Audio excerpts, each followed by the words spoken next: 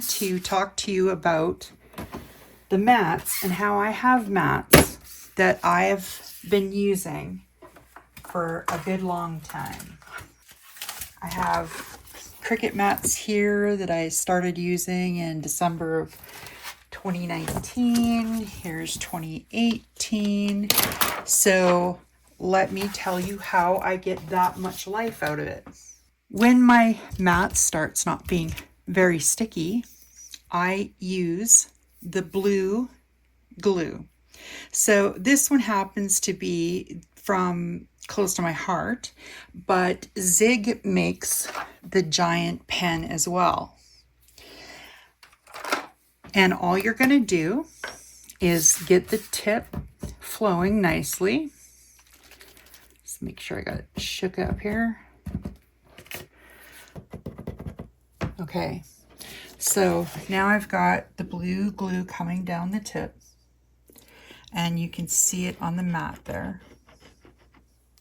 So what you're going to do is drag your tip across the mat. Sorry, let me get zoomed out here. So you're going to go across the entire mat doing the same thing. Check in the light to make sure you can see the liquid is all the way across. Make sure that you keep pushing down on the tip to make sure there's a good constant flow. Basically what I want to do is one pass over. You can see here on the black, I think, that you can see how that glue has laid down there. I'm going to do the entire mat this way, and then I'm going to let it dry 24 hours. 24 hours makes this glue repositionable. And so therefore, it's going to be just like the glue that originally came on your mat. So I'm going to finish this mat up and then let it sit overnight. And tomorrow it's going to be ready to use. This is really coming out nicely now. It was a new pen, so it took a minute for the glue to really start coming out. You're not looking for a thick coat. You just want to make the line wet. That's all.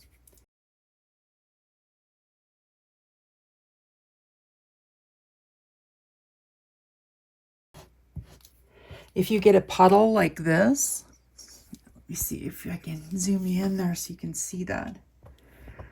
So if you get a puddle like this one, you're just going to draw that out because you don't want a puddle. You just want a nice, smooth run of glue. If you go out over the line, it doesn't really matter, but you can always just pick it up with your finger. No big deal.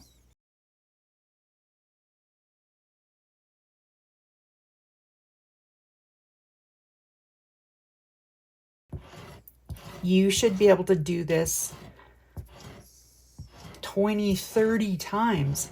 It's not until you have gouged out your mat and it has creases and bends that you have to say, okay, I got to give it up.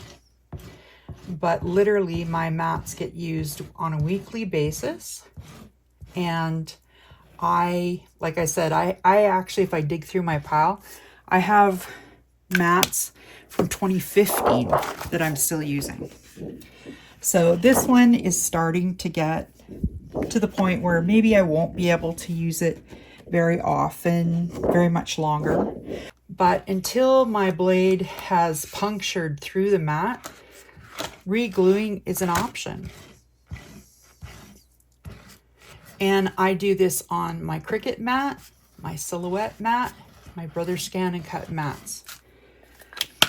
I don't know why I didn't date this mat, but this mat has been going for, I have to say, probably 7 or 8 years, this mat. So it's actually my original mat from when I got the machine.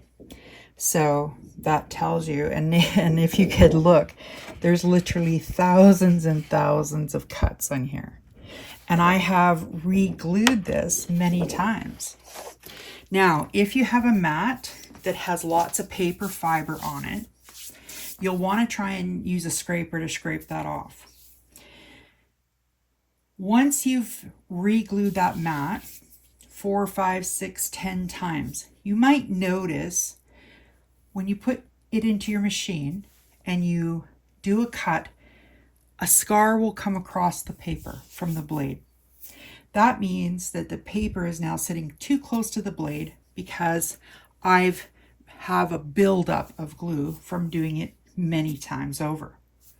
When that happens, I buy this product at our Canadian Tire called Goo Gone, and I put my mat in the sink underwater.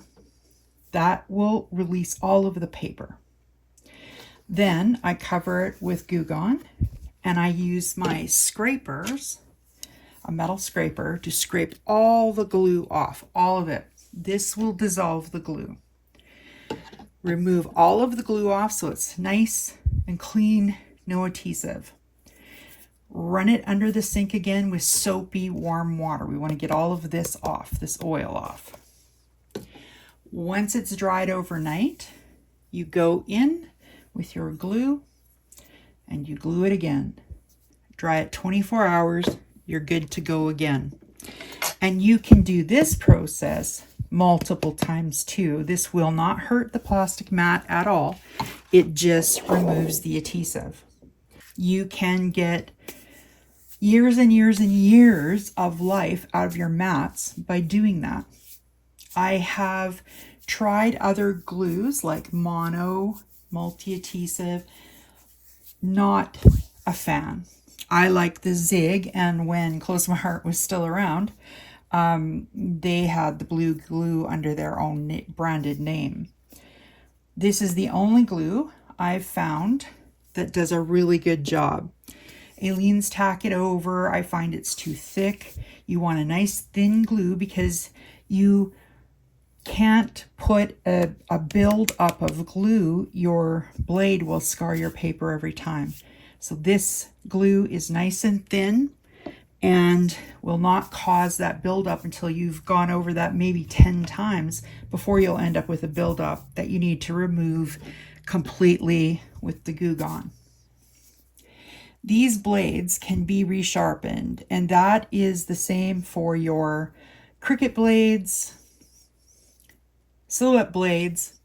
I literally probably change my blade, even though I cut all the time. I literally maybe change my blade every 4 or 5 years.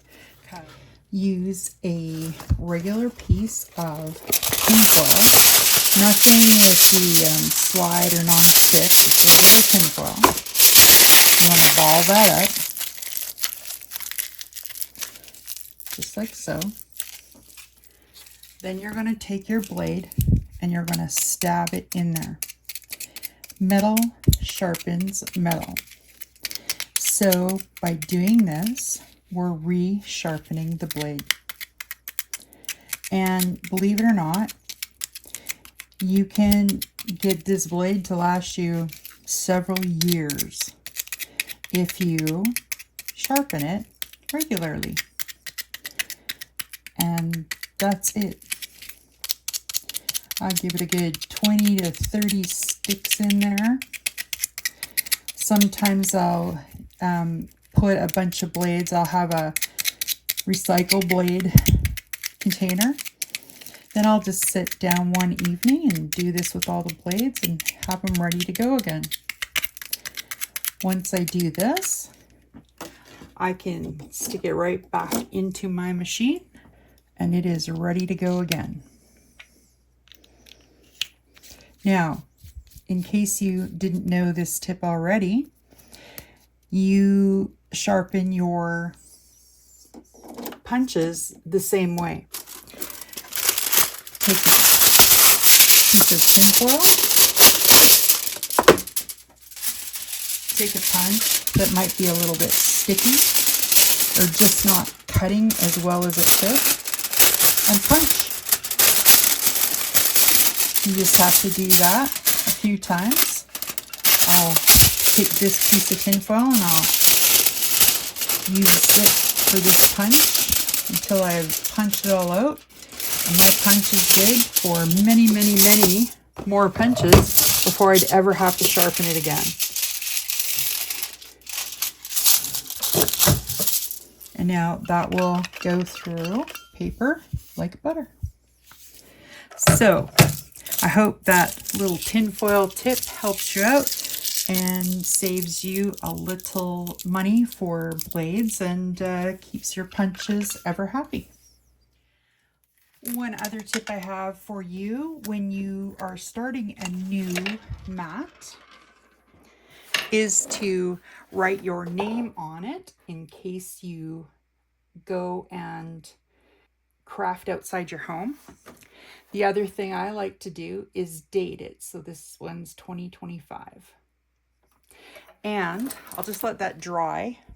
The other reason I do that is not just for identification, but additionally, I now know that this is the top of my cover. And that means this, if it's sitting on the shelf, is what's going to get the dust on it. So now when I finish using my mat, I know which way to put this cover back on so that it doesn't get covered with dust, because I make sure my name and date are on the upside. So that's just a quick little tip to help you keep the dust off of your mats, keep them nice and clean. Date your mats and date your cover so that you know which way to put it on when you're finished using it. Like I said, you can ask me any questions you want at MelittasMakin@gmail.com. Catch me over on my blog at MelittasMakin.blogspot.com, and of course here on YouTube at MelittasMakin. Thanks very much and have a wonderfully crafty day.